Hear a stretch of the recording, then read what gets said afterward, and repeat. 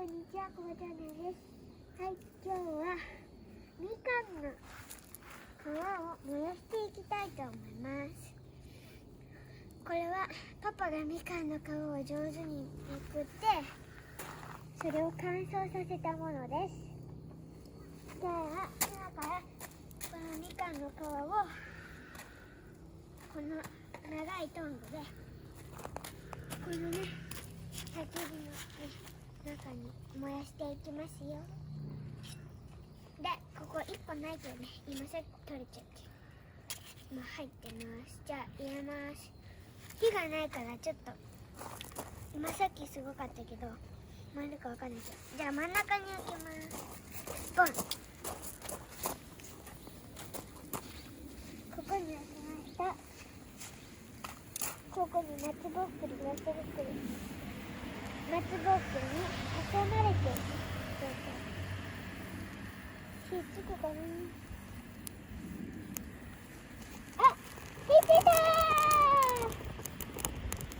で、みかんの皮はたくさん燃えました。だけどすぐなくなっちゃう。ちっちゃいからね、ここ置いちゃう。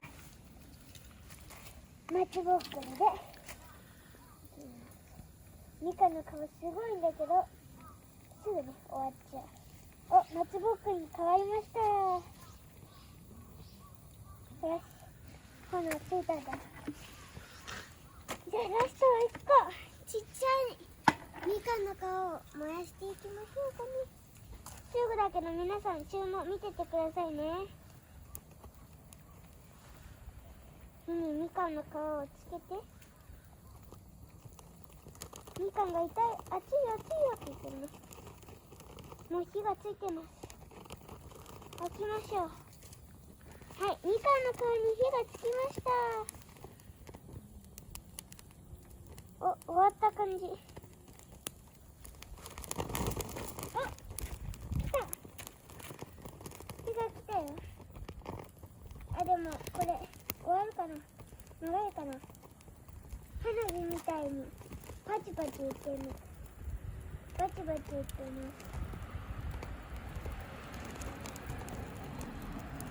す。おみかんの皮がなくなってきちゃってるよ。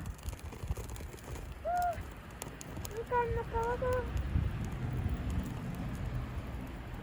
くなっちゃう。なくなっちゃったよ。丸焦げになってしまった。じゃあラスト1個の松ぼっくりを入れていきますよ。じゃあみかん頑張ってくれたから最後は松ぼっくりいきましょう。火通ってるかな。おおお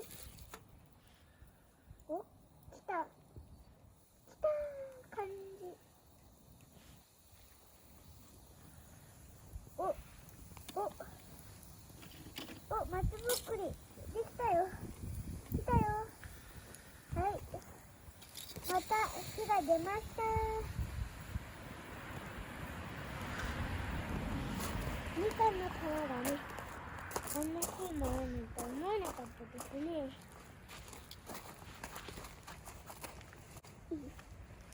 はい、ということで今回はみかんを燃やしてみました。みかんがすごく燃えたことですごく炎が上がったけど、みかんの皮がちっちゃくてすぐ終わっちゃいましたけどね、みんなもいい動画が見られるかと思います。皆さんもぜひやってみてください。バイバイ、また見てね。バイバイ。みかんの皮は燃えます。